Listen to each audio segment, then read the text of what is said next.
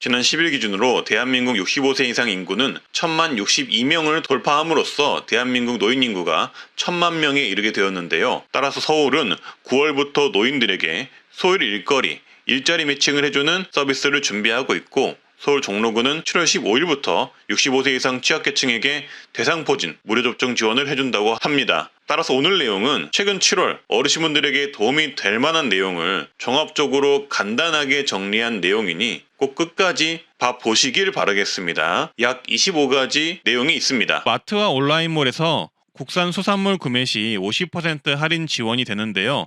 7월 17일부터 진행되며 이마트, 홈플러스, 하나로마트, 롯데마트 등 큰 대형 중형마트와 ssg.com, 쿠팡, 티몬, 위메프, 11번가 등 온라인 쇼핑몰도 50% 할인 행사를 진행한다고 하니 영상 화면의 일정을 참고하셔서 수산물 구매하실 때 혜택 받아보시길 바라겠습니다. 7월 8일부터는 소상공인 전기료 20만원을 지원을 하는데요. 연매출 6천만원 이하 사업자로 대상이 확대가 되었다고 합니다. 따라서 자영업 하시는 분들 중 신청 조건 해당되시면 7월 8일부터 네이버에 소상공인 전기요금 특별지원 검색하시면 소상공인진흥공단에서 운영하는 사이트가 나오는데 여기 들어가서 신청하시면 되겠습니다. 먼저 하반기에는 100만원 한도 내에서 어르신 안전 인테리어를 할 수 있는 재가노인주택 안전환경조성 2차 시범사업이 시작이 됩니다. 일부 어르신분들이 혜택을 받으실 수가 있고요. 현재 시공업체를 모집하는 기간이라서 현재 신청 기간은 아니지만 하반기 시행 예정 정책이며 1인당 생애 100만원 한도 내에서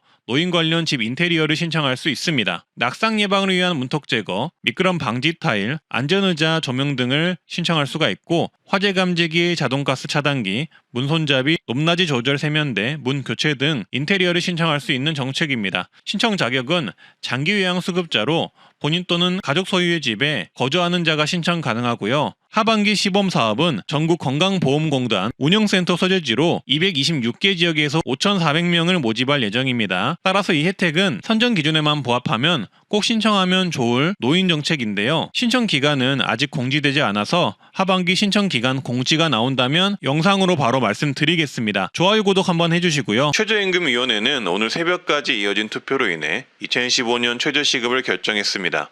이번에 결정된 최저시급은 1020원으로 2024년보다 170원 높은 금액이 결정이 되었는데요.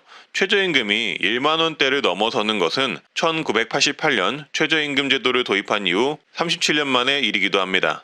따라서 이 최저임금, 최저시급을 적용한 2025년도 월급은 209만 6,270원이 적용될 예정입니다. 주 40시간 일하면서 월 209시간 근무 기준이니 이 부분 참고해 주시고요. 따라서 2015년 노인 일자리 인상 여부 또한 귀추가 주목되는데요. 2014년 노인 일자리인 공익형 일자리 시급은 9,667원으로 2014년 9,860원보다 적습니다. 그래서 일각에서는 최저임금 수준으로 맞춰야 한다는 주장도 있었는데요. 이에 기재부 관계자는 노인 일자리는 복지부 지침에 봉사활동 차원으로 되어 있다라고 이야기도 했다고 합니다. 하지만 2015년에는 최저시급이 1만원을 넘어감에 따라 그 격차가 점차 커지고 있으므로 노인 일자리 시급 또한 앞으로 인상 여부가 주목이 될 듯합니다. 최근 은행들이 변화를 시도하고 있는데요. 이게 어르신분들에게는 치명적인 소식일 수 있다는 것입니다. 요새는 많은 사람들이 스마트폰으로 은행 업무를 보게 됨으로써 사실 은행 입장에서는 점포를 많이 유지할 필요가 없게 되었는데요. 점포를 유지하는 것이 비용이 많이 들기 때문입니다. 그래서 점포를 줄이거나 2층으로 옮기는 등 다양한 변화를 하고 있는데요. 여기서 문제는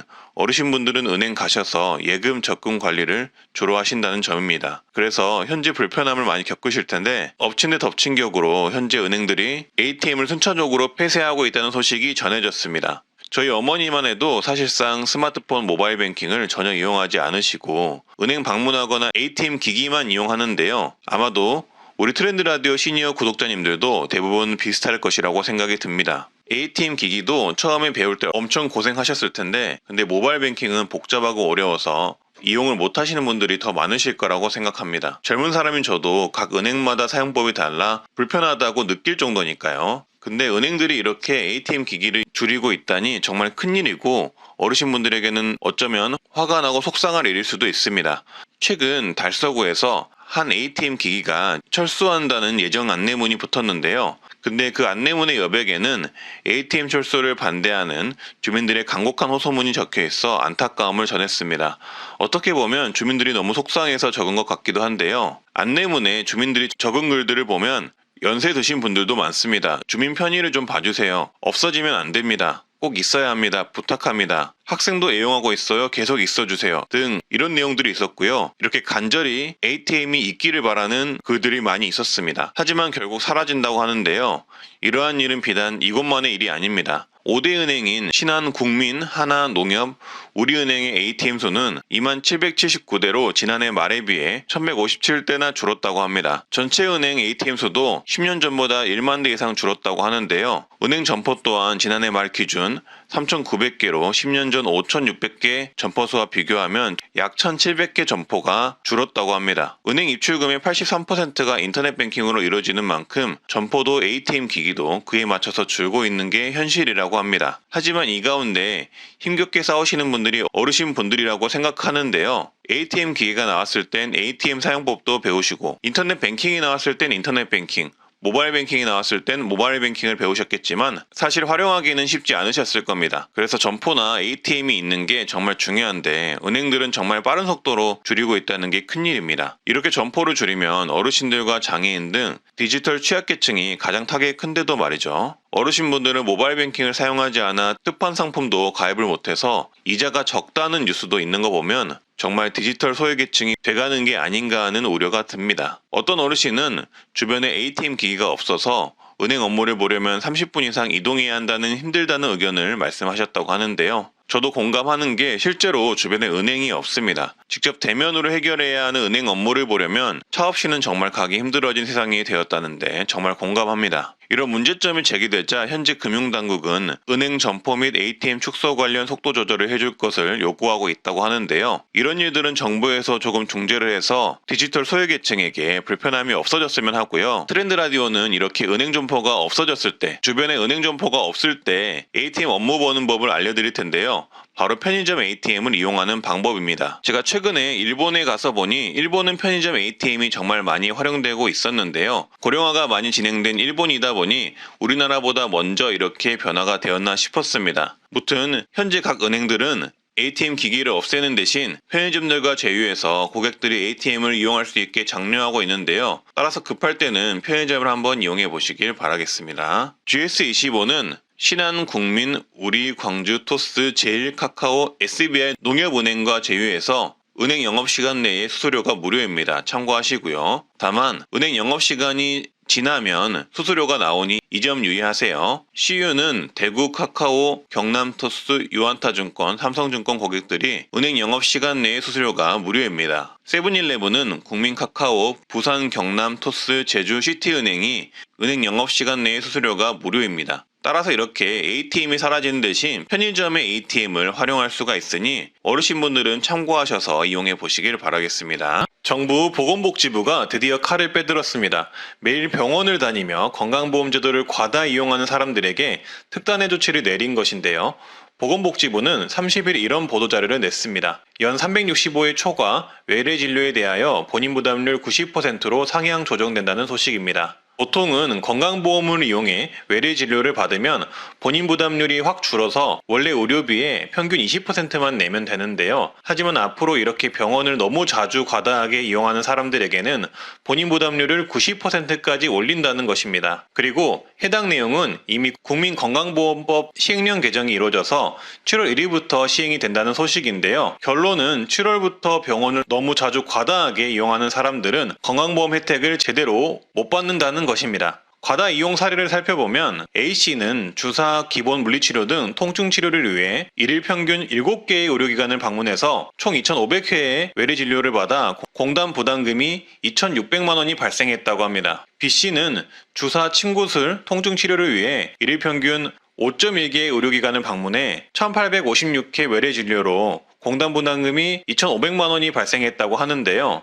이에 정부는 이런 의료보험 과다 이용 사례를 방지하기 위해서 본인 부담 차등화 제도를 도입해 외래 진료를 연 365회 초과한 환자는 초과한 이후에 외래 진료에 대하여 해당 연도의 연말까지 본인 부담률 90%를 적용받게 한다고 합니다. 다만 불필요한 의료 남용이 아닌 의학적 필요성이 있는 경우는 예외를 인정해 준다고 하고요.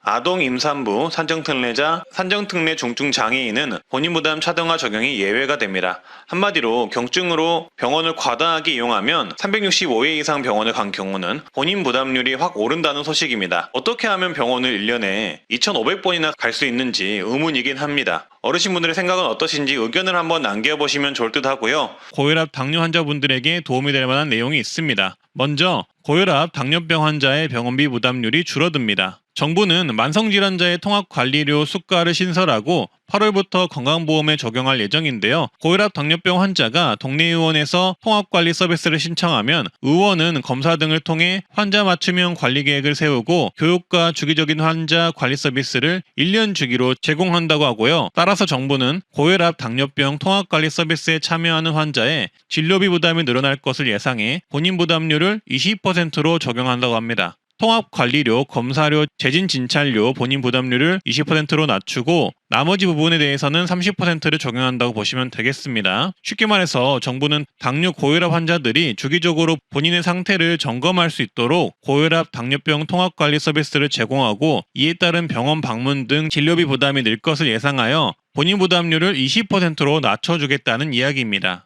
이 정책은 고혈압 당뇨병 통합관리 서비스에 참여하신 분만 받을 수 있다는 점 참고를 해주시고요. 추가로 건강생활을 실천하거나 통합관리 서비스에 지속적으로 참여하면 적립되는 건강생활 실천지원금을 연 8만 원 지원하고 의원에서 결제할 수 있도록 카드를 도입한다고 합니다. 이 정책 또한 통합관리 서비스 참여 환자를 대상으로만 제공이 된다고 합니다. 따라서 제 개인적인 해석으로는 정부가 당뇨 고혈압을 주기적으로 관리할 수 있게 장려하는 정책을 펼친다라고 해석할 수가 있고요. 이렇게 주기적인 관리를 하신 분들에게는 관련 혜택을 제공한다라고 보시면 되겠습니다. 그리고 연 8만 원 지급하는 건강생활실천지원금제 관리형 서비스가 전국적으로 확대되고 해당 시범사업 기간이 27년까지 연장이 되는데요. 한마디로 이 혜택을 알고 계시고 신청을 하시면 아시는 분들은 연 최대 8만 원씩 지원금을 27년까지 받을 수 있다고 보시면 되겠습니다. 보건복지부는 이 건강생활실천지원금 관리형 사업 참여율을 높이기 위해서 참여 지역을 8월부터 전국적으로 확대한다고 하는데요. 원래는 시범 지역만 참여 가능했던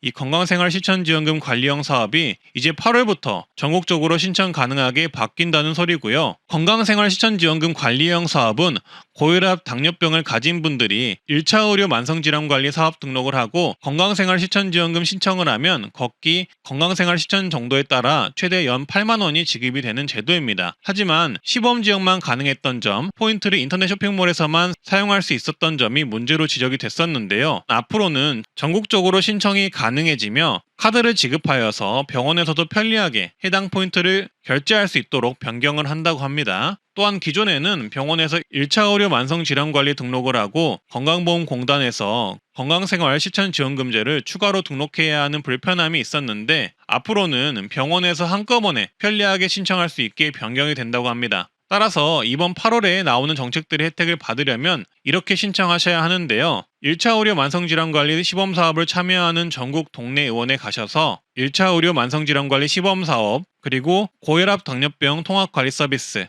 그리고 건강생활 실천지원금 제도 이 세 가지를 병원에서 신청을 해야 해당 서비스들을 모두 받으실 수 있을 듯 합니다. 일단 이 내용은 보건복지에 문의를 해봤는데 현재까지는 관련 지침이 나오지 않아서 현재 기준으로는 이 세 가지를 병원에 가셔서 신청을 하라는 답변을 받았고요. 그리고 주의하실 점은 1차 의료 만성질환관리 참여 병원의 경우 상당히 많이 있기는 합니다만 모든 병원이 참여하는 게 아니기에 우리 동네에 참여 병원이 있는지는 건강보험공단에서 검색해보고 가시는 게 좋습니다. 그래서 아직까지는 이런 상황이고요. 8월 달에 전국적으로 사업이 확대되는 만큼 해당 정책이 모든 의원으로 확대되는지 여부와 신청 관련해서 변경사항이 있는지 여부는 관련 지침이 나오면 다시 한번 말씀드리도록 하겠습니다. 따라서 8월부터 이 건강생활실천지원금제 8만원 정책은 전국적으로 확대가 된다는 점 기억을 해주시고, 고혈압 당뇨 통합관리 서비스가 신설된다는 소식도 기억해 주시면 되겠습니다. 모든 노인이 신청 가능하고 혜택을 받을 수 있는 여름철 정부 에너지 지원 정책입니다. 전 국민이 가입 가능한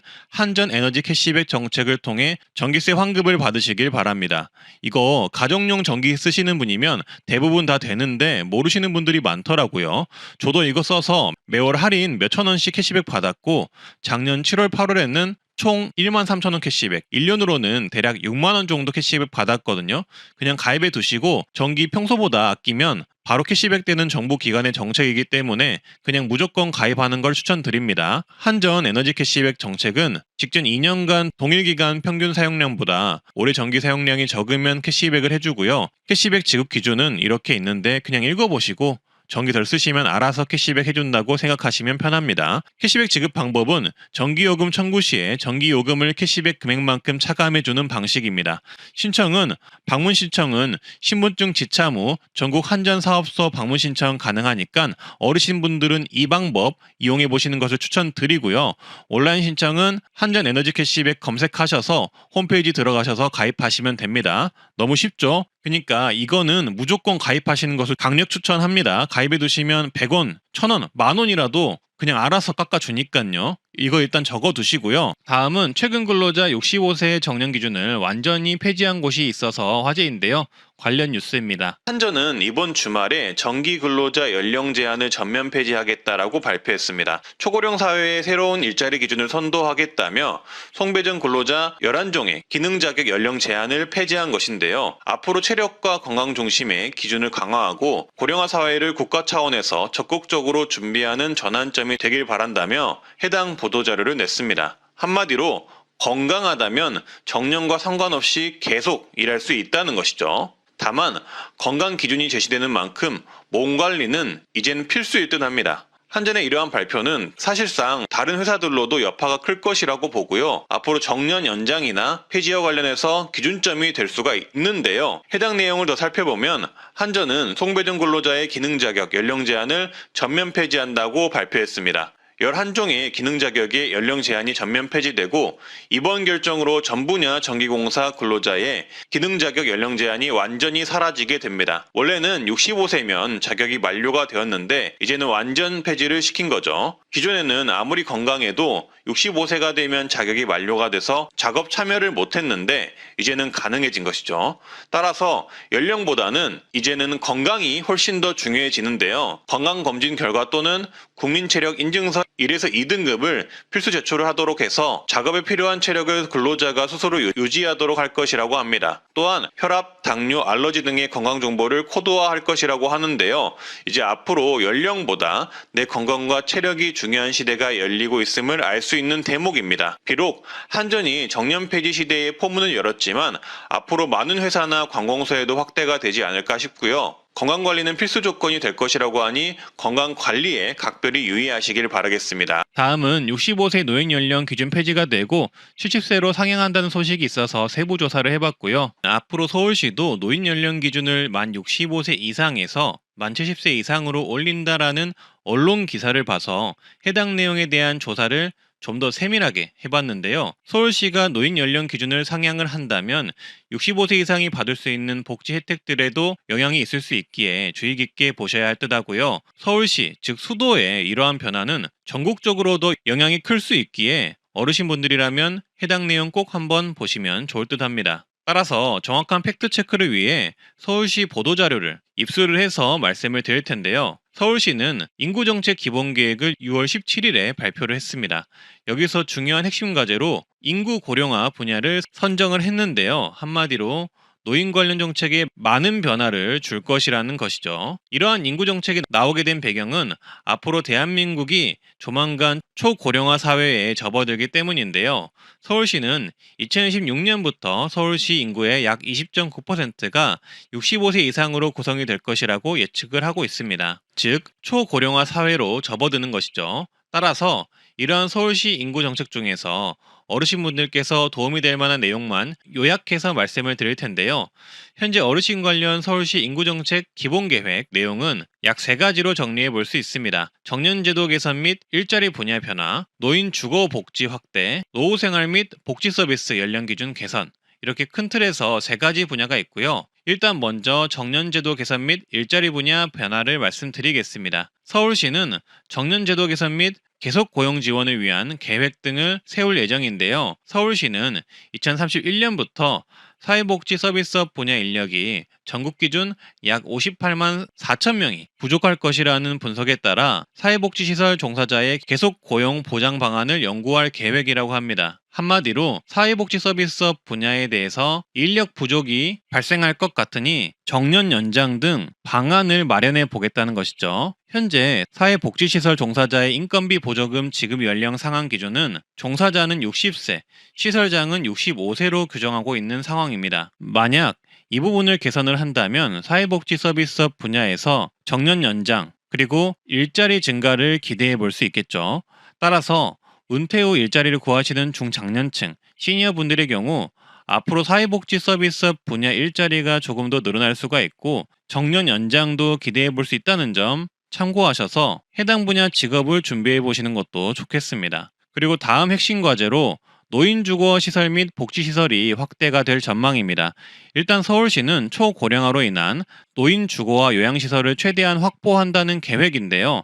따라서 현재까지 비선호시설로 인식되고 있는 요양시설은 복합시설로 조성을 한다고 하고요.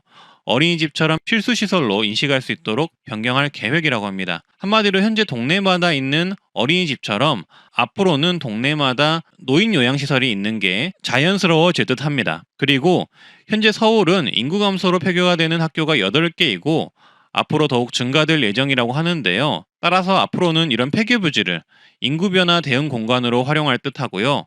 일부는 시니어를 위한 공간으로도 활용되지 않을까 싶습니다. 그리고 제가 앞서 노인 주거시설이 확대될 전망이라고 말씀드렸잖아요. 그래서 이 노인 주거시설 같은 경우는 어떻게 확대할 계획인지 개인적으로 조금 더 조사를 해봤는데요. 일단 전국적으로는 고령자 주택이 약 6,300가구가 앞으로 공급이 될 예정이라고 하고요. 추가로 보건복지부 등에서도 준비하고 있는 노인 고령자 주택들도 더 있을 것이라고 합니다. 그리고 서울시의 경우 어르신 안심주택을 준비 중이라고 하는데요. 내년까지 3,000호 이상 사업 승인이 될 예정이라고 하고요. 이 어르신 안심주택은 역세권 350m 이내, 보건기관이나 2차, 3차 종합병원 350m 이내 임대주택을 확보해서 제공할 예정이라고 하고요. 방안에는 응급구조 요청 버튼, 문턱 없는 인테리어 등 노인 친화주택으로 바꿔 제공할 계획이라고 합니다.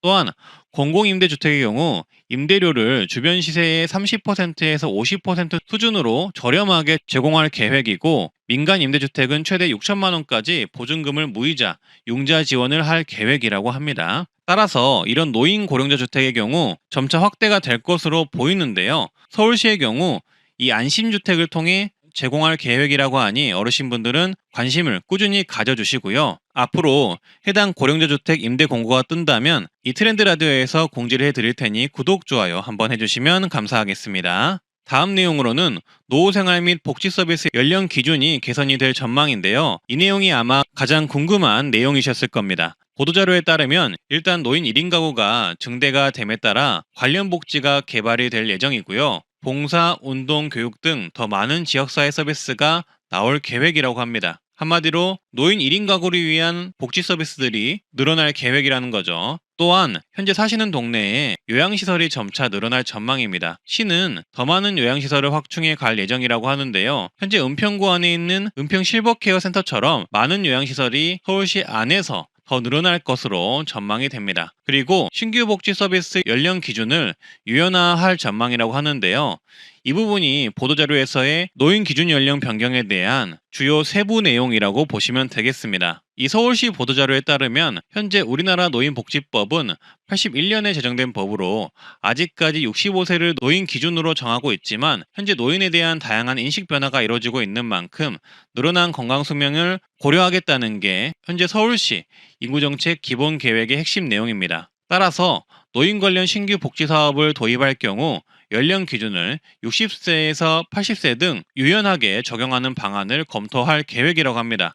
한마디로 노인 관련 복지 사업을 할 때 현재처럼 만 65세 이상을 기준으로 하는 정책은 신규 정책에서는 더 이상 펼치지 않겠다는 것이고 연령 기준을 더욱더 다양화하겠다는 것이죠. 개인적인 전망으로는 아무래도 노인 인구가 증가하는 만큼 예산 등을 고려한 연령별 노인 정책이 나올 수밖에 없을 듯 하고요. 만 65세 이상 전체를 대상으로 하는 정책은 줄어들고 70세 또는 80세 분들을 위한 세부적인 정책이 늘어나지 않을까 싶습니다. 다음은 7월부터 바뀌는 은행 업무 소식인데요. 이제 은행 가시면 이것 무료된다고 하니까 어르신분들은 필수로 확인해 보시기를 바라겠습니다. 저희 어머니 이야기를 짧게 말씀드리면서 내용 전해볼까 합니다. 저희 어머니는 지금 노인 일자리를 하시는데요. 최근에 일터에 있는 젊은 직원들에게 커피를 선물하고자 처음으로 카페에 직접 자발적으로 가셨다고 합니다. 근데 카페가 너무 시원해서 그때 아침에 일터에 걸어가느라 흘린 땀을 금방 식힐 수 있었고 오후까지 개운하더라라는 말씀을 하시더라고요. 그래서 젊은 사람들이 카페를 좋아하는 이유를 알겠다라고 느끼셨다고 합니다. 이처럼 어르신들은 절약이 습관이 되셔서 에어컨도 잘 안 트시고 카페도 잘 안 가시거든요. 근데 스타벅스와 은행에서 아주 단비 같은 소식이 있어서 내용 전해드리려고 합니다. 일단 스타벅스 매장은 음료를 안 시키더라도 매장에서 쉴 수 있습니다. 화장실도 무료로 이용 가능합니다. 그리고 화장실 문이 잠겨 있어도 비밀번호를 물어보면 직원이 친절히 알려주기까지 하는데요. 왜냐하면 스타벅스는 이렇게 고객들에게 음료를 시키지 않더라도 잠깐 쉬어가거나 화장실 이용하는 것을 서비스로 제공하고 있기 때문입니다. 그래서 이걸 아는 젊은 사람들은 가끔 쉼터로 이용하기도 하고 화장실이 급하면 스타벅스를 이용하는 경우도 많은데 어르신분들은 잘 모르시더라고요. 그래서 요새 무더위 정말 심할 때는 걸어 다니실 때 힘드시면 이렇게 음료를 안 시키더라도 스타벅스에서 잠시 쉬었다가도 괜찮다고 하니 기억 한번 해 두셨다가 스타벅스에서 쉬시기도 하고 화장실도 한번 이용해 보시길 바라겠고요. 그리고 올 여름에는 밖이 너무나 더우시면 은행을 방문해 보시길 바랍니다. 일부 구독자분들은 은행 원래 시원해라고 하시는 분들도 있으시겠지만 이번 여름에 은행은 특별히 추가적으로 바뀌는 소식이 있는데요. 앞으로 전국에 있는 은행이 무더위 쉼터로 변경이 되기 때문입니다. 전국 약 3,650곳이 무더위 쉼터로 바뀌고요. 따라서 현재 대부분의 은행 보도자료에서 발표를 하고 있는 게 전국 각 은행 영업점에서 무더위 쉼터를 운영한다는 소식입니다. 먼저 국민은행이 있는 KB금융은 전국 영업점과 무더위 쉼터를 운영하는데요. 오전 9시부터 오후 4시까지 국민은행 전국 773개 영업점과 KB증권, KB손해보험, KB저축은행 영업점, 그리고 고객센터에서 은행 업무를 안 보더라도 무더위 쉼터를 이용할 수 있습니다. 한마디로 더우실 땐 이렇게 은행 가셔서 쉬시면 되는 거죠. 눈치 안 보셔도 되고요. 농협 또한 9월 30일까지 전국 영업점에서 영업시간 내에 무더위 쉼터를 이용할 수 있습니다. 은행 거래 고객이 아니더라도 가능하고요. 하나은행도 마찬가지로 전 영업점에서 무더위 쉼터를 운영하는데요. 누구나 더우면 시원하게 쉬었다 가실 수도 있고 생수도 무료로 제공이 된다고 합니다. 신한은행도 전국 591개의 모든 영업 지점에서 무더위 쉼터를 운영하기 때문에 여기서도 더위를 피하실 수가 있고요. 우리은행도 전 영업점 703개 모두 무더위 쉼터로 운영을 한다고 하니 밖에 돌아다니실 때 힘드시면 시원하게 은행에서 에어컨 바람 좀 쐬고 몸 좀 식히고 움직이시길 바랍니다. 지방은행도 마찬가지인데요. 경남은행도 전 영업점에서 무더위 쉼터를 운영하고 전북은행과 광주은행도 전 영업점에서 무더위 쉼터를 운영한다고 합니다. 원래는 코로나 때문에 지난 몇 년간은 은행을 이렇게 쉼터로 이용하기가 어려웠는데요. 지난해부터 이렇게 무더위 쉼터 운영이 활발해지면서 올해 대대적으로 홍보하게 된 듯하고요. 전국의 대부분의 은행들이 이렇게 은행을 이용하지 않더라도 무더위에 고객들이 쉬어갈 수 있도록 무더위 쉼터를 운영하고 있으니 여름에 밖에서 돌아다니실 때는 잊지 마시고 은행이나 스타벅스에서 한번 쉬었다 가시길 추천드립니다. 이게 큰 혜택은 아니지만 이런 소소한 내용도 알고 계시면 조금이라도 도움이 되실 수가 있는데요. 요새는 더위가 예전보다 너무 심해져서 열사병, 일사병도 주의를 해야 하는데 어르신분들은 이 내용 참고하셔서 어디 이동하실 때 너무 무리하게 이동하지 마시고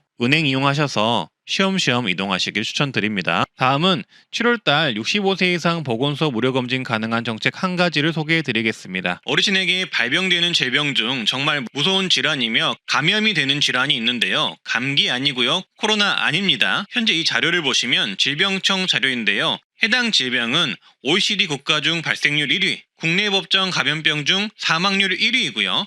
그 사망자 중 65세 이상이 85%나 되는 노인들에게 치명적인 질환이라고 합니다. 이렇게 무서운 질병은 정말 많이들 알고 계시는 바로 결핵입니다. 이 결핵이 우리나라에는 거의 없어진 질환으로 알고 계시지만 아닙니다. 작년 추석에도 이 결핵 감염자가 급증해서 정부에서 경고를 했던 적이 있습니다. 그리고 특히나 고령층에서 급증했다고 합니다. 또한 현재 2014년에도 결핵의 전체 감염자 중 37.4%가 65세 이상 노인이라고 합니다. 따라서 어르신이라면 폐에 관련된 질환이기 때문에 이 결핵을 정말 유의하셔야 하는데요. 근데 이 결핵을 예방할 수 있는 65세 이상 어르신들을 위한 정부 지원 정책이 있습니다. 바로 1년 1회 결핵 무료검진 지원입니다. 65세 이상이시면 가능하고요. 이렇게 질병관리청에서 만 65세 이상 어르신은 매년 1회 결핵검진을 한다고 홍보도 하고 있습니다. 정확한 사업 명칭은 어르신 결핵검진 사업이고요. 보통은 이 어르신 결핵검진 사업은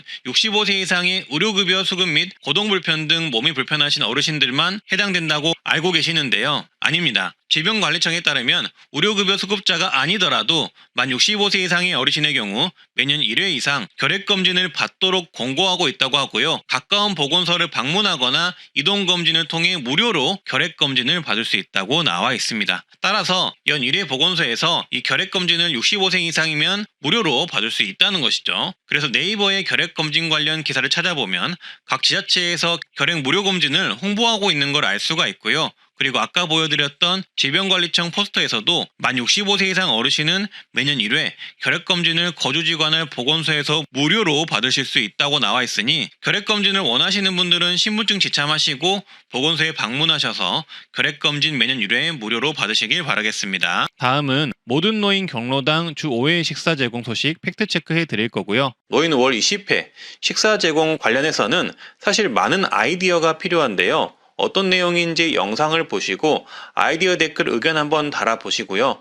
토론은 좋지만 남을 비난하는 건 삼가해 주셨으면 합니다. 이제부터 65세 이상 노인에게 월 20회 무료 식사를 해준다라는 이야기가 돌고 있는데요. 이 내용 정확히 알고 계셔야 합니다. 제가 팩트체크를 해드리자면 정확히 말하자면 경로당에서 주 5일 식사 제공을 할 수 있도록 정부가 지원한다는 소식이 정확한 팩트입니다. 5월에 나온 소식인데요. 따라서 어디서든 어르신에게 주 5일 식사 제공을 해준다는 것은 절대 사실이 아니며 경로당에서 식사 제공을 할 수 있도록 정부에서 지원을 한다는 것이 정확한 소식입니다. 5월 1일부터 경로당 이용하시는 분들은 주 5일 식사 제공을 하실 수 있도록 보건복지부에서 추진을 한다고 보도자료가 나왔는데요. 이 내용은 영상을 꼼꼼히 봐주시면 좋겠습니다. 일단 내용을 요약하면 5월 1일부터 기존에 식사를 제공 중인 경로당은 주 평균 3.4일 식사 제공을 하고 있는데 앞으로는 주 5일 식사를 하실 수 있도록 양곡비, 부식비, 급식 지원, 인력 지원을 실시를 한다고 합니다. 그리고 만약에 현재 조리시설이 없어서 식사를 제공하지 않는 경로당과 미등록 경로당은 시설 보강 등 지원 방안을 연구해서 주 5일 식사를 제공할 수 있도록 만들겠다는 게 이번 보도자료의 핵심 내용인데요. 일단 식사를 제공 중인 경로당에는 경로당 쌀 20kg 8포 제공 지원을 하고 있는데 앞으로는 12포로 지원을 늘릴 계획이라고 하고요. 밑반찬 구입 등 부식비는 지자체에서 추가로 지원을 한다고 합니다. 그리고 경로당이 노인 일자리 참여자 2.6만 명을 추가로 투입하여서 노인 일자리 제공도 하고 경로당의 식사 제공도 할 수 있도록 할 계획이라고 하네요. 그리고 식사 미제공 경로당과 미등록 경로당은 리모델링 등 필요 현황을 파악해서 지원 방안을 연내에 마련할 계획이라고 합니다. 따라서 앞으로는 이렇게 경로당에서 식사를 해결할 수 있는 일수가 조금 더 늘어날 계획이니 경로당 이용하실 때 참고를 하시면 좋겠습니다. 다음은 7월달 고령자 복지주택, 공공임대주택 모집 공고 리스트 정리해 드릴 테니 저렴한 월세 임대주택 필요하신 분들은 꼭 참고를 해 보시길 바라겠습니다. 65세 이상이시면 이러한 정부 임대주택 신청하시면 선정에 조금 더 유리하니까 필요하신 분들은 꼭 신청을 하시고요. 현재 대전광역시 영구 임대주택 예비 입주자 모집 중입니다. 그리고 서울 5류 행복주택도 예비 입주자 모집 공고 중입니다. 행복주택은 65세 이상 분들이면 신청해 보실 수 있으시니까 꼭 신청을 하시고요. 김포시도 공공임대주택 모집 중이고 경북 북부권 안동, 봉화, 문경시도 행복주택 모집안이 참고하시길 바라겠습니다. 울산광역시는 국민임대주택 모집을 하고 있고요. 정읍시는 행복주택 모집을 하고 있습니다. 이번 7월달 고령자 복지주택은 강원도 영월 평창에서 모집을 하고 있는데요. 고령자 복지주택은 사회복지시설과 함께 무장애 설계를 적용한 65세 이상 분들을 위한 특화된 정부 지원 주택이라고 보시면 되겠습니다. 임대료도 월 4만원대네요. 최근에 관리비 문제가 거론되기도 했었는데요. 이거는 일시적인 문제라고 보시면 되겠습니다. 정부에서 해결을 할 거고요. 신청 문의는 한국토지주택공사로 하시면 되고 신청 접수 장소는 화면을 참고하시면 되겠습니다. 그리고 포항에서는 행복주택을 모집한다는 공고가 있고요. 수원 지역도 10년 공공임대주택 예비 입주자 공고가 나온 상황입니다. 7월 달에 이렇게 공공임대주택, 고령자 복지주택이 나온 상황이니까 필요하신 분들은 꼭 신청을 해보시고요. 해당 내용은 LH 청약센터에서 확인 가능하니 참고하시길 바라겠습니다. 다음은 앞으로 정부가 고령자 주택 7,300개를 공급한다는 소식인데요. 최근 정부는 특화형 매입 임대주택 3,000호를 공모한다고 하는데요. 그중에 어르신과 관련된 주택이 다수 포함될 것이라고 합니다. 한마디로 정부가 고령자 주택 공급을 위해서 집을 사들인다는 것이죠. 일단 민간 자유 제한형으로 1,300호 정도 주택을 공모 매입할 예정인데요. 여기에 고령자를 위한 주택도 매입을 할 예정입니다. 예시로는 고령자 케어 안심주택이 있습니다. 요거는 제가 검색을 해보니까 기존 주택을 매입하여 어르신들이 살기 편하게 구조를 변경한 주택을 제공하고요. 문턱을 없애고 미끄럼 방지 바닥, 높이 조절 세면대 등을 설치해서 어르신들이 안전하고 편리하게 이용할 수 있는 주택을 제공한다고 합니다. 그리고 어르신들끼리 모여서 활동하는 커뮤니티 공간도 따로 제공을 하고요. 여기에서 어르신 관련 프로그램도 진행을 해준다고 합니다. 그리고 특정 테마형으로는 대략 1,300호 정도가 어르신 또는 장애인들을 위한 주택이 공모가 될 것이라고 하는데요. 고령자 특화주택 같은 경우에는 1,000호가 모집이 되는데 노인 지원 서비스, 그러니까 재가 서비스 같은 경우도 제공이 되고 어르신들을 위한 난간 설치나 엘리베이터 등이 따로 설치가 될 예정이라고 합니다. 또 여기에 추가로 LH도 주거 돌봄을 위한 고령자 주택 6,330가구를 공급하기 위해서 준비 중이라고 하는데요. 최근에 정부가 고령자들을 위한 주택 공급을 확대하겠다고 발표한 적이 있는데 해당 정책이 현재 이런 식으로 추진이 되고 있다고 생각을 하시면 되겠습니다. 따라서 앞으로는 이렇게 어르신분들에게 다양한 노인 특화 주택을 더 많이 제공이 될 것으로 보이는데요. 어르신분들은 이번 기회를 통해서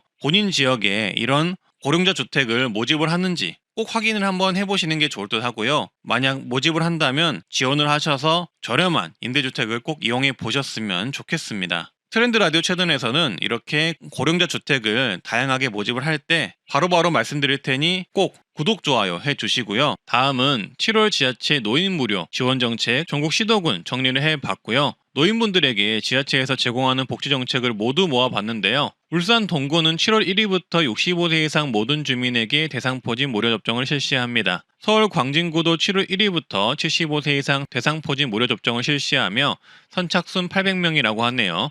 광진구 보건소에 문의를 해보시고요. 함양군 또한 65세 이상 어르신에게 대상포진 무료 접종 혜택을 제공하고 있습니다. 군산시는 65세 이상 기초수급자 등 취약계층에게 대상포진 무료 예방접종을 해주니 군산시 보건소에 문의를 해보시고요. 연천구는 7월 1일부터 65세 이상 어르신 버스비를 분기별 최대 5만원씩 지원을 해줍니다. 제주시는 7월 1일부터 동지역 어르신도 65세 이상이면 버스 무료 이용이 가능하다고 하고요. 과천시는 7월 1일부터 65세 이상 어르신 청소년 관내버스 무료 승차 지원을 하며 분기별 30만원, 연최대 120만원 한도로 버스비를 지원합니다. 다음은 7월달 쿠팡 어르신 인기 제품 소개를 해드릴 텐데요. 현재 뉴케어 구수한 맛이 판매가 1위네요. 이거 어르신 간식으로 정말 인기 많더라고요. 근데 저는 어머님이 당뇨라서 당뇨 있으신 분들은 현재 판매 순위 3위인 뉴케어 당 플랜을 추천드리는데요. 당뇨 환자분들도 드시기 좋게 당 조절이 되어 있고 영양식이라서 저희 어머님도 되게 좋아하시더라고요. 그리고 판매 2위는 코끼리 지팡이라고 하는 가벼운 지팡이라고 합니다. 참고하시고요. 아래 링크를 통해 확인해 보시길 바라겠습니다. 다음은 7월부터 저소득 노인 하절기 정부 에너지 지원금 정책이 있는데 확인해 보시고요. 긴급 속보입니다. 여당과 정부는 오늘 16일 고위당정 협의회를 진행했는데요. 이 당정 협의회에서 민생 지원을 위한 다양한 논의가 이루어졌습니다. 일단 에너지 취약계층을 위해 약 130만 가구에 대해 금년 하절기 에너지 바우처를 작년보다 1만 원 인상된 5만 3천 원을 지원하기로 했습니다. 이 하절기 에너지 바우처는 7월 1일부터 9월 말까지 사용이 가능한데요. 이번 논의로 좀 더 인상된 에너지 바우처 지원 금액을 받을 수 있다는 점 기억을 해주시고요.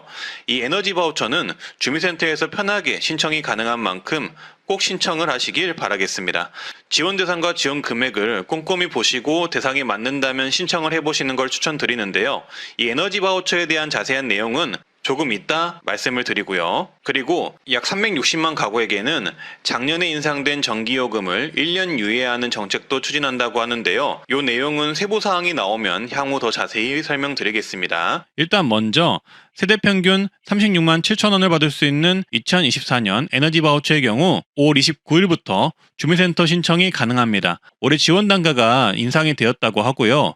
지원 내용은 취약계층에게 냉난방 등에 필요한 에너지인 전기료, 도시가스료, 지역 난방비 지원을 해주거나 등유, 연탄, LPG를 구입할 수 있는 바우처를 지원하는 것인데요. 지원 대상은 이렇습니다. 두 가지 기준에 충족을 하셔야 하는데요. 소득의 경우 생계, 의료, 주거, 교육급여, 수급자이셔야 하고요. 수급자 또는 세대원 중 65세 이상 노인이 있거나 영유아가 있거나 장애인, 임산부, 중증 난치질환자, 한부모 가족 등이 있다면 신청 가능합니다. 그러니까 가족 중에 이 요건에 해당하시는 분들이 있어야 된다는 거죠. 주목하셔야 할 점은 65세 이상 노인이 있고 소득 기준에 충족하다면 이 에너지 바우처 받을 수 있으니 어르신분들은 더 귀를 쫑긋하고 들으셔야겠죠. 지원 단가는 세대 평균 36만 7천 원이고요. 1인 세대의 경우는 하절기 4만 700원, 동절기 25만 4,500원을 지원해서 총 29만 5,200원을 지원하고요. 2인 세대는 하절기 5만 8,800원, 동절기 34만 8,700원을 지원해 총 40만 7,500원을 지원합니다. 4인 세대는 하절기 약 10만원, 동절기 약 59만원 해서 총 약 70만원을 지원합니다. 그리고 하절기나 동절기나 이렇게 지원금이 책정이 되어 있긴 하지만 동절기 바우처 일부는 하절기 바우처로 당겨 쓸 수 있기 때문에 유연하게 사용하실 수 있습니다. 지원 방법은 실물카드와 요금 차감 방식 중 하나를 선택해서 지원을 받을 수 있고요. 실물카드는 국민행복카드로 원하는 에너지를 구입하는 데 쓸 수 있고 요금 차감은 요금고지서상에서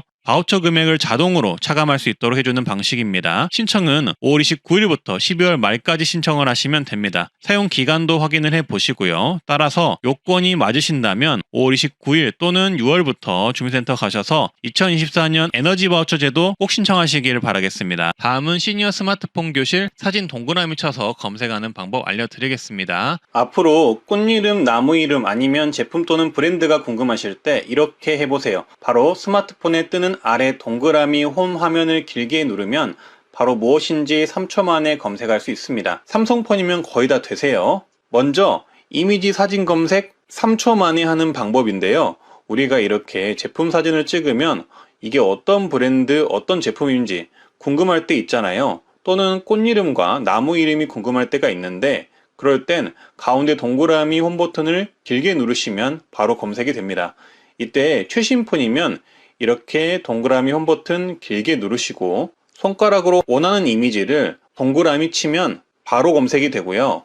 최신 폰이 아니라면 똑같이 동그라미 홈 버튼 길게 누르면 검색 화면이라는 메뉴가 뜨는데 그걸 누르고 검색을 원하는 사진의 이미지 크기를 이런 식으로 조절을 하면 구글이 자동으로 똑같은 제품 사진을 검색해서 알려줍니다. 대박이죠? 이게 너무 쉽고 편리합니다. 저도 이거 자주 이용하거든요. 꽃으로 한번 해볼까요? 가운데 아래 동그라미 홈 버튼을 길게 누르고 최신 폰은 손가락으로 동그라미 치거나 최신 폰이 아니면 검색 화면이라는 메뉴를 누르면 바로 이미지 검색을 해줍니다. 그래서 똑같이 생긴 꽃들의 이미지를 검색을 해주고요. 이렇게 꽃 이름을 알 수 있게 됩니다. 너무 쉽죠? 만약에 이게 안 되는 분들은 검색이 되게 설정하는 방법도 알려드릴 텐데요. 설정 앱에 들어가 주시고요. 그 다음 애플리케이션 항목 검색을 하거나 아니면 찾아서 들어가 주세요. 그리고 맨 위 기본 앱 선택 메뉴 들어가 주시고요. 그리고 디지털 어시스턴트 앱 메뉴 들어가 주세요. 그러면 화면 이미지 분석이라는 게 보이는데 그걸 눌러서 이렇게 파랗게 만들어 주세요. 그리고 나서 가운데 아래 홈화면 동그라미 길게 눌러주면 아까 말씀드렸다시피 이렇게 이미지 검색이 가능합니다. 참 쉽죠? 다들 한번 해보시고요. 다음은 여름철 에어컨 전기세 줄이는 법, 24시간 틀어도 전기세 안 나오게 하는 법 14가지 총 정리를 해봤으니 참고하셔서 전기세 줄여보시길 바라겠습니다. 올여름은 비도 안 오고 날씨가 정말 더운데요. 너무 더워서 대부분 에어컨을 켜고 지내실 텐데 아시다시피 에어컨 오래 틀면 전기세 걱정이 크잖아요. 그래서 오늘은 2014년 에어컨 전기세 아끼는 법 14가지를 정리해봤습니다. 전기세 아끼는 다양한 방법, 전기세 지원 정부 정책까지 모조리 같이 말씀드리겠습니다. 비교적 간단하고 쉽게 설명드릴 테니 꼭 끝까지 봐주시고요. 필요한 내용 적어두셨다가 꼭 한번 활용해 보세요. 먼저 가장 쉽고 현실적인 방법인데요. 전 국민이 가입 가능한 한전 에너지 캐시백 정책을 통해 전기세 환급을 받으시길 바랍니다. 이거 가정용 전기 쓰시는 분이면 대부분 다 되는데 모르시는 분들이 많더라고요. 저도 이거 써서 매월 할인 몇천 원씩 캐시백 받았고 작년 7월 8월에는 총 13,000원 캐시백, 1년으로는 대략 6만원 정도 캐시백 받았거든요. 그냥 가입해 두시고 전기 평소보다 아끼면 바로 캐시백 되는 정부 기관의 정책이기 때문에 그냥 무조건 가입하는 걸 추천드립니다. 한전 에너지 캐시백 정책은 직전 2년간 동일 기간 평균 사용량보다 올해 전기 사용량이 적으면 캐시백을 해주고요. 캐시백 지급 기준은 이렇게 있는데 그냥 읽어보시고 전기 덜 쓰시면 알아서 캐시백 해준다고 생각하시면 편합니다. 캐시백 지급 방법은 전기요금 청구 시에 전기요금을 캐시백 금액만큼 차감해주는 방식입니다. 방문 신청은 신분증 지참 후 전국 한전사업소 방문 신청 가능하니까 어르신분들은 이 방법 이용해보시는 것을 추천드리고요. 온라인 신청은 한전 에너지 캐시백 검색하셔서 홈페이지 들어가셔서 가입하시면 됩니다. 너무 쉽죠? 그러니까 이거는 무조건 가입하시는 것을 강력 추천합니다. 가입해 두시면 100원, 1000원, 만원이라도 그냥 알아서 깎아주니까요. 이거 일단 적어두시고요. 두 번째 방법은 커튼이나 블라인드를 활용해라입니다. 에어컨은 빠르게 실내 온도를 낮추는 것도 중요하지만 낮춘 실내 공기를 유지하는 것도 중요한데요. 커튼이나 블라인드를 치면 일사량을 줄여줘 실내 공기가 다시 뜨거워지는 것을 막아준다고 합니다. 외출할 때도 문을 잘 닫고 커튼을 쳐서 햇빛을 차단해 주어 뜨거운 공기를 차단하는 것을 추천한다고 합니다. 세 번째는 필터 청소를 월 1회에서 2회 해주자입니다. 한국에너지공단에 따르면 에어컨 필터를 청소하지 않을 경우 냉방 성능을 떨어뜨려 전력 소모가 3에서 5% 정도 증가하고 청소를 안 할 경우와 비교하면 월 1에서 2회 청소하는 경우가 월간 10.7kW 차이가 난다고 합니다. 따라서 종종 에어컨 필터 청소도 청결 및 전기료 절감 측면에서 해주면 도움이 될 듯 하고요.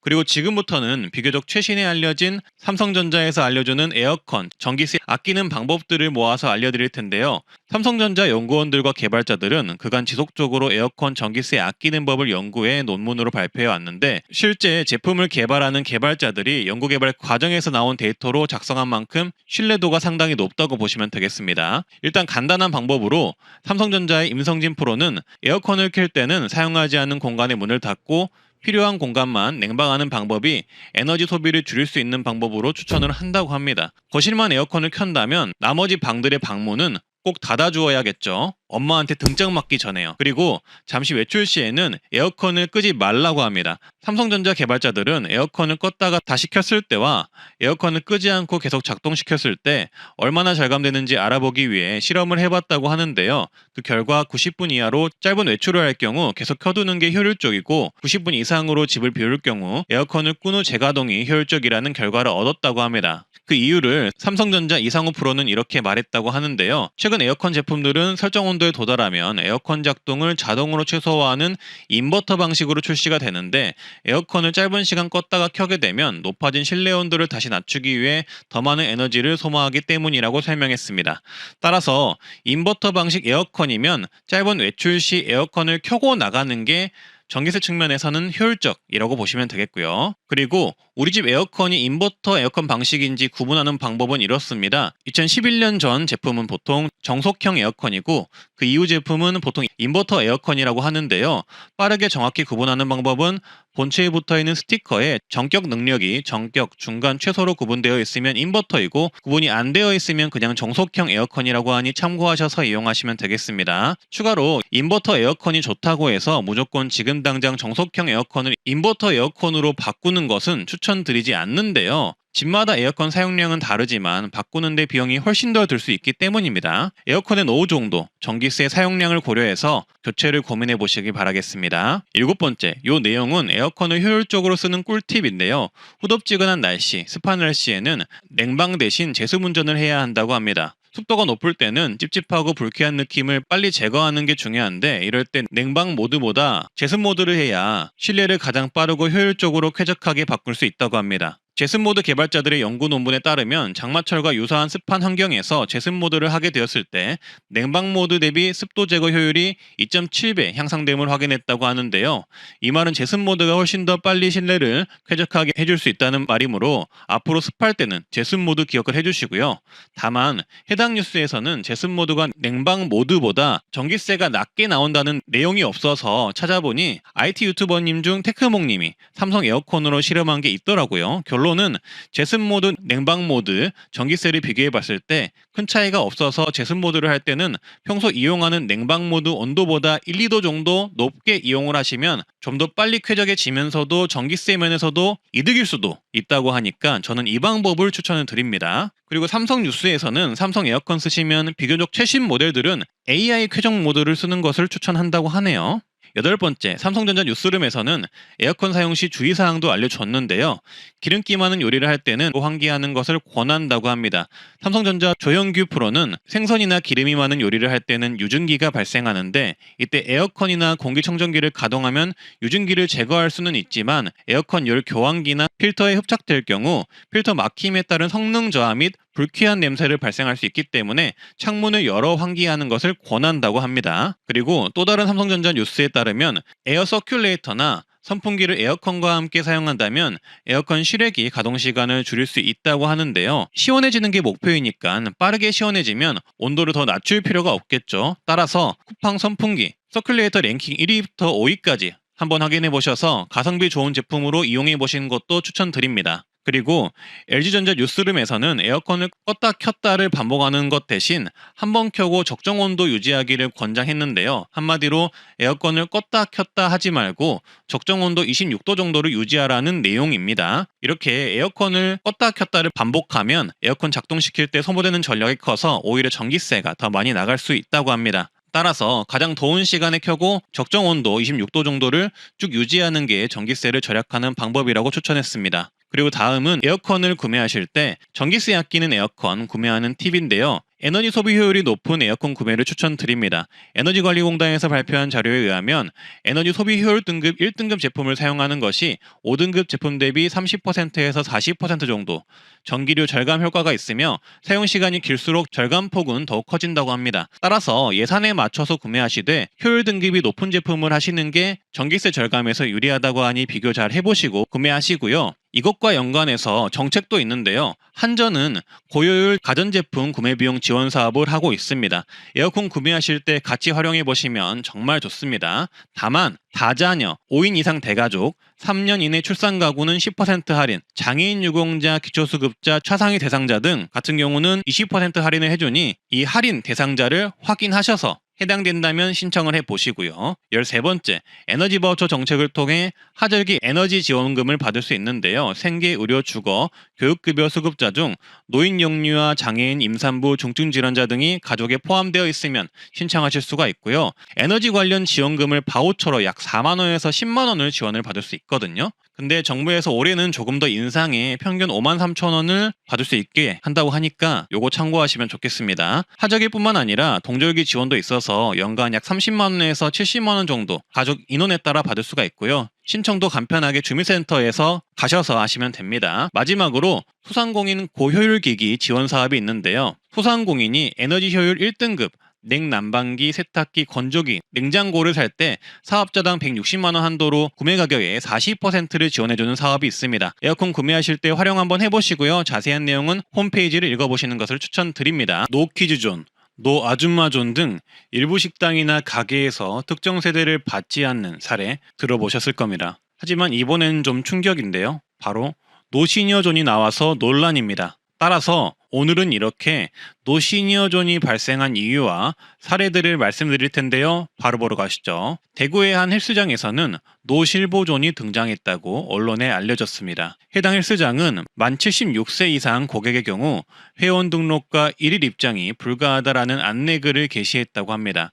센터 측에 따르면 쓰러지거나 미끄러지는 등 안전사고의 이유로 인한 불가피한 조치라고 했다고 하는데요. 만약 현재 이용 중인 76세 이상 회원의 경우 안전사고 발생 시 본인이 책임을 지겠다는 내용의 가족 동의서를 제출하면 심사 후 결정하겠다고 했다고 합니다. 추가로 76세 미만인 분들 중에서도 지병이 있거나 거동이 불편한 경우 유사한 조치를 적용하겠다라고도 했다고 합니다. 아무래도 헬스장인 만큼 사고가 발생했을 때 책임 소재를 물을 수 있기에 이런 논란이 발생한 것 같은데요. 이런 노시니어존에 대한 네티즌들의 반응은 이렇습니다. 노인차별이라는 의견도 있었고요. 하지만 헬스장은 무거운 기구가 많기에 헬스장 측을 이해한다는 의견도 있었습니다. 다음 사례 말씀드릴게요. 충북의 한 맘카페에서는 공공수영장 출입에 노인을 금지해야 한다라는 글이 올라왔었다고 하는데요. 글쓴이는 물속에서 소변을 본다, 샤워를 제대로 하지 않고 들어간다며 노시니어존을 주장했습니다. 하지만 수영장 내에서 에티켓을 지키지 않는 것은 노인뿐이 아니다. 노인 혐오적인 발언이라는 반발도 있었다고 합니다. 그리고 다음 사례인데요. 어떤 카페에서는 노시니어존이 고민이라는 자영업자 사연도 전해졌는데요. 카페 주인은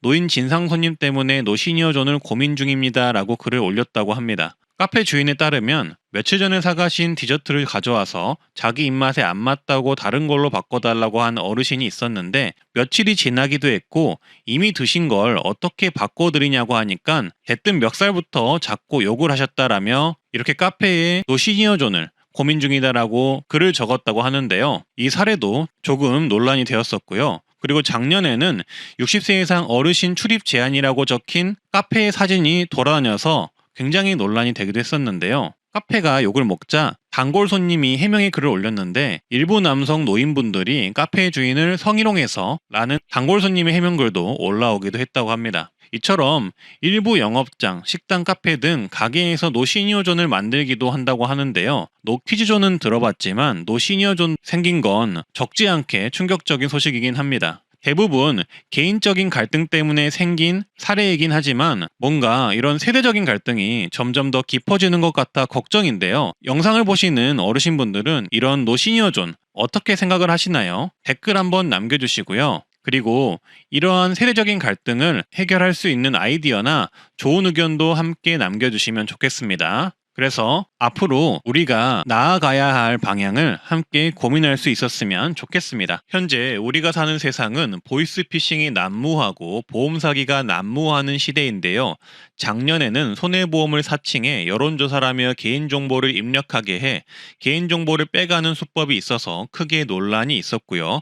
요새는 고객에게 보험료를 저렴하게 줄여준다며 말도 안 되는 거짓말을 쳐서 보험 약속을 잡으려는 사람들이 늘어나고 있는데요. 만약 오늘부터 한국보험조정센터라는 곳에서 기존의 보험료를 싸게 만들어준다라는 전화를 받으신다면 지금 당장 전화를 끊어버리셔야 합니다. 보험 약속 피싱을 당할 수가 있는데요. 어르신분들은 무조건 조심하셔야 합니다. 거두절미하고 일단 실제 통화 내용부터 들어보시죠. 한국보험조정센터요? 네, 보험조정센터인 거고요. 보험료 조정 대상자여서 안내차 연락 가고 있어요.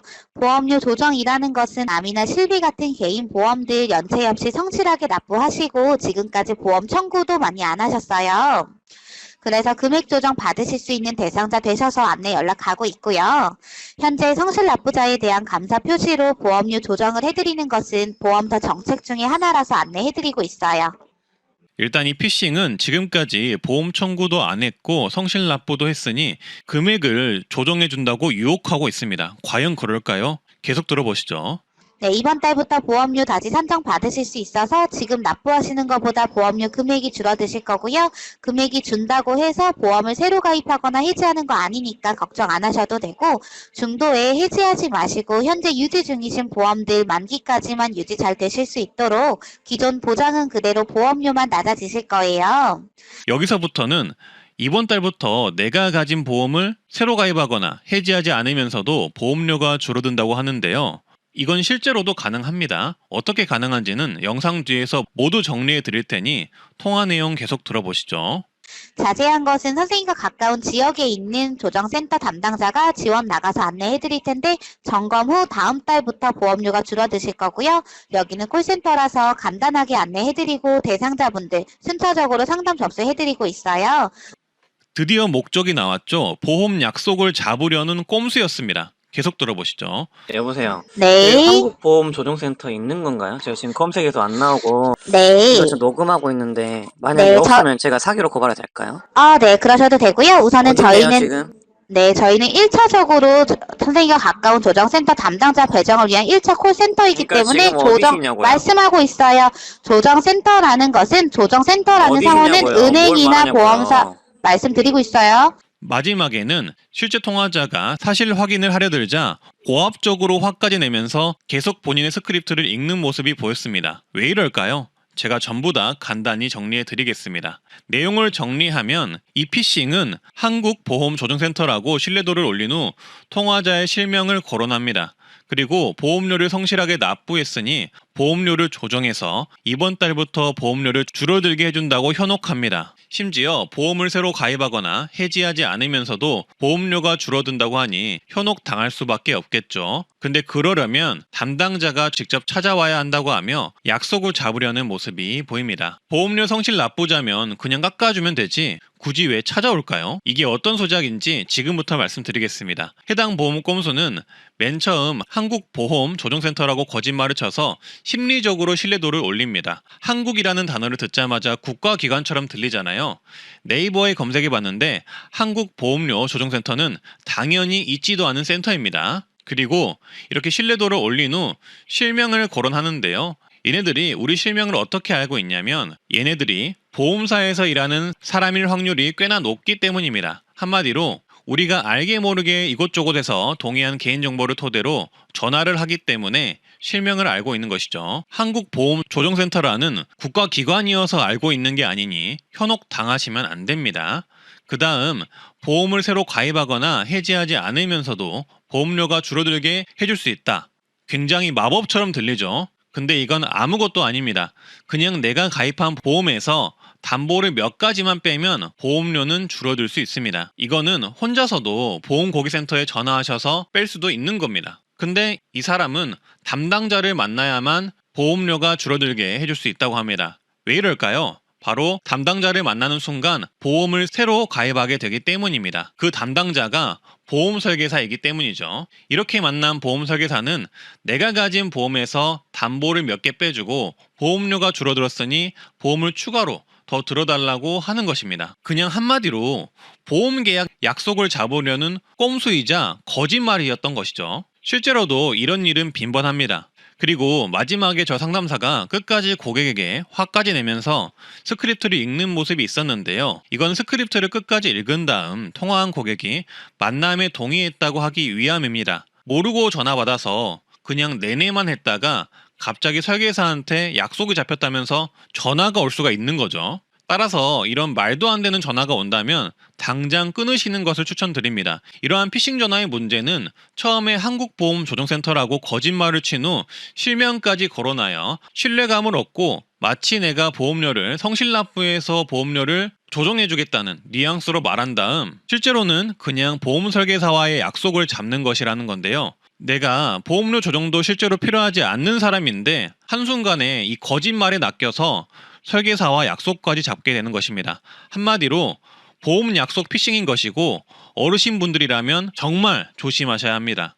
내가 원하지도 않는 보험료 조정 그리고 보험 신규 가입을 할 수가 있기 때문이죠. 이렇게 내가 원치도 않는 보험 설계사와의 약속을 이렇게 무대뽀로 말도 안 되는 거짓말을 쳐서 잡는 경우는 저도 처음 봤는데요. 모르시는 분들은 실제로 국가기관을 통해 보험료가 정말 낮아지는 줄 알게 되시는 분들도 많으실 테니 정말 유의하셔야 합니다. 따라서 이 영상은 이런 보험 약속 피싱 방지 차원에서 제작을 한번 해보았고요. 오늘은 최근 대상포진 무료를 발표한 지역부터 올해 2014년 노인들에게 대상포진 접종 무료를 제공하는 전국 지자체를 모두 말씀드릴 텐데요. 각 지자체마다 대상포진 발병 여부, 대상포진 예방접종 여부, 예산 소진 여부를 따져서 지원이 어려운 분들도 있으니 접종 전에 관할 지역 보건소 문의는 필수로 한번 해보시길 바라겠습니다. 강원 고성군은 7월 16일부터 70세 이상, 23일부터는 50세 이상 군민을 대상으로 대상포진 무료 접종을 실시합니다. 따라서 강원도 고성군 시니어분들은 꼭 혜택을 받으시고요. 울산 동구는 7월 1일부터 65세 이상 모든 주민에게 대상포진 무료 접종을 실시합니다. 서울 광진구도 7월 1일부터 75세 이상 대상포진 무료 접종을 실시하며 선착순 800명이라고 하네요. 광진구 보건소에 문의를 해보시고요. 함양군 또한 65세 이상 어르신에게 대상포진 무료 접종 혜택을 제공하고 있습니다. 군산시는 65세 이상 기초수급자 등 취약계층에게 대상포진 무료 예방접종을 해주니 군산시 보건소에 문의를 해보시고요. 춘천시는 7월 1일부터 65세 이상 기초생활수급자 차상위 대상포진 접종을 무료로 해준다고 합니다. 보건소에 문의를 해보시고요. 단양군도 7월달 75세 이상 어르신 대상으로 대상포진 무료 접종이 됩니다. 양구군은 현재 70세 이상 어르신 대상으로 대상포진 무료 접종하고 있고요. 문경시는 75세 이상 어르신 대상 대상포진 무료 예방접종을 진행 중입니다. 옥천군은 60세 이상 분들에게 대상포진 무료 접종을 실시합니다. 신분증 지참하셔서 보건소 가시면 되겠습니다. 울산시는 65세 이상 기초생활수급자에게 대상포진 무료 접종을 해준다고 하고요. 상주시는 65세 이상 시민 전체에게 대상포진 무료 예방접종을 해준다고 합니다. 아시다시피 대상포진은 대략 15만원에서 20만원 전후 비용이 드는데요. 그 비용을 아끼실 수 있습니다. 문의는 상주시 보건소 해보시고요. 고흥군도 65세 이상에게 무료 예방접종을 해준다고 합니다. 보건소에 신분증 지참에 방문하시면 되고요. 질병관리청이 올해 초 국가예방접종 도입 우선순위 설정 및 중장기 계획 수립을 발표하면서 고령층 대상포진 백신 도입을 적극적으로 검토하고 있는 것으로 밝혀졌는데요. 따라서 조속히 빠른 시일 내에 어르신 대상포진 예방접종 무료가 되기를 기도를 해보고요. 만약 전국적인 어르신 대상포진 무료 제도 도입이 결정이 된다면 영상을 통해서 말씀드리겠습니다. 그리고 이어서 산청구는 65세 이상 국민에게 대상포진 예방접종 무료를 해주고 있고요. 서울 도봉구 성북구는 65세 이상 기초생활수급자 분들에게 지원을 해주고 있고 노원구는 65세 이상 일반 어르신분들이면 모두 지원을 해주고 있습니다. 충주시는 66세 이상 모든 시민 분들에게 대상포진을 무료로 해주고 있고요. 기초수급자는 63세 이상을 지원해주고 있습니다. 양평구는 65세 이상 기초생활수급자와 차상위 계층에게 대상포진 무료 지원을 해주고 있고요. 여수시는 65세 이상 일반 시민은 39,000원의 대상포진 예방 백신을 맞을 수가 있고요. 기초수급자나 차상위는 무료입니다. 옥천구는 60세 이상 모든 국민에게 대상포진 예방접종 무료 지원을 하고 있고요. 경남 고성군 거창구는 65세 이상 기초생활수급자, 차상위 분들에게 대상포진 무료 지원을 해주고 있습니다. 강릉시는 80세 이상 기초생활수급자 차상위 계층에게 지원을 해주고 있고요. 괴산구는 65세 이상 모든 국민에게 이 대상포진 무료 백신을 지원하고 있습니다. 합천구는 75세 이상 일반 시민은 무료이고 65세 이상의 경우 기초생활수급자와 차상위 분들에게 무료로 지원을 해주고 있습니다. 논산시는 70세 이상 모든 어르신에게 이 대상포진 무료를 해주고 있고요. 인천의 경우 동구는 60세 이상 대상포진 무료 접종, 인천 서구는 75세 이상 무료 접종, 남동구는 70세 이상 무료, 그리고 65세 이상은 기초생활수급자 무료, 그리고 나머지 구의 경우 인천시에서 65세 이상의 경우 일괄적으로 기초수급자 분들에게는 무료 접종을 실시할 계획이라고 합니다. 천안시는 65세 이상 기초생활수급자 차상위 계층을 지원을 하고요. 양구구는 70세 이상에게 모두 대상포진 예방접종 무료 접종을 지원하고 있습니다. 전북 부안구는 70세 이상 어르신에게 무료 접종을 하고 있고요. 고흥군은 모든 군민 대상포진 예방접종을 무료로 해주고 있습니다. 철원군도 60세 이상 모든 국민에게 대상포진 무료 예방접종을 해주고 있고요. 통영시는 65세 이상 기초생활수급자 무료 대상포진 예방접종을 해주고 있고요. 경기도 시흥시는 65세 이상 기초생활수급자 차상위 계층에게 대상포진 무료 예방접종을 해주고 있습니다. 증평군은 65세 이상 국민 중 짝수해에 태어나신 분들은 올해 지원을 하고 홀수해에 태어난 분들은 내년에 지원을 합니다. 그리고 2016년부터는 전 국민을 대상으로 65세 이상이면 이 대상포진 무료 예방접종을 지원을 합니다. 상주시는 65세 이상 모든 시민에게 대상포진 무료 예방접종을 지원을 하고요. 울산광역시는 65세 이상 기초생활수급자 대상포진 무료 예방접종을 지원을 합니다. 홍천구는 60세 이상 기초생활수급자 차상위 장애인 국가유공자는 무료이고요. 60세 이상 일반 시민은 일부 금액이 지원이 됩니다. 보건소에서 예방접종 쿠폰을 받아서 위탁의료기관에서 접종을 하시면 되고요. 진안구는 60세 이상이면 모든 국민에게 대상포진 예방접종을 무료로 제공합니다. 정읍시는 60세 이상 모든 시민에게 예방접종을 무료로 제공하고요. 여주시는 60세 이상 기초생활수급자 차상위 계층에게 지원을 합니다. 연천시는 65세 이상 모든 국민에게 대상포진 예방접종 무료 지원을 하고요. 포천시는 65세 이상 모든 시민에게 대상포진 예방접종 무료 지원을 합니다. 담양구는 만 50세 이상 모든 국민에게 대상포진 무료 접종 지원을 하고요. 해남구는 65세 이상 국민들의 경우 기초수급자 차상위는 무료, 65세 이상 일반 시민은 50% 비용을 지원을 합니다. 함양군 포항시는 올해 지원 예산에 대상포진 접종 지원 관련 예산이 포함이 되어 있으나 지원 대상을 파악하기가 어려워서 만약 해당 시에 거주하신다면 직접 한번 확인해 보시는 것을 추천을 드리고요. 일단 보도자료로 발표된 이 대상포진 예방접종을 어르신들에게 지원해주는 지자체를 모두 정리를 해봤는데요. 말씀드린 지역 외로도 대상포진 지원해주는 지자체는 훨씬 더 많이 있을 수가 있으니 거주하시는 곳 보건소에 한번 문의를 해보시길 추천드립니다. 오늘은 이렇게 7월달 만 65세 이상 혜택 노인정책 노인뉴스 알아봤는데요. 긴 영상 봐주셔서 감사합니다. 조금이라도 도움이 되셨으면 좋겠고요. 트렌드라디오 기억해주시고 앞으로도 좋은 영상 올릴 테니 구독, 좋아요, 알림 설정 한번 부탁드립니다. 오늘도 건강하고 행복한 하루 되세요. 감사합니다.